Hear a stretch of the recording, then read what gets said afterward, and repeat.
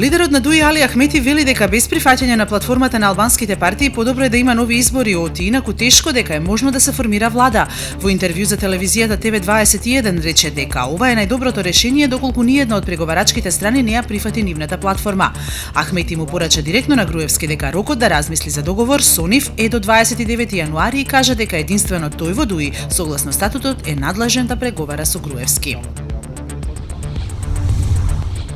Српското Министерство за надворешни работи побарало од неколку земји да ги засилат мерките на безбедност на српските дипломатски представништва, кои според безбедносни информации се потенцијална мета на албанските терористи, објавува Тањук. Причина е апсењето на Рамуш Харадинај по потерница од Србија за наводни злосторства против човештвото сторени на Косово во 98 и 99 година.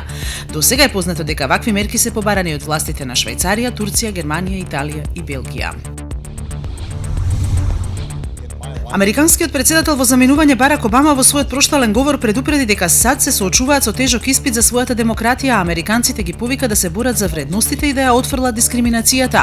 Говорот го држеше пред 18.000 присутни во родниот град Чикаго, каде во 2008 година ја прослави победата на изборите.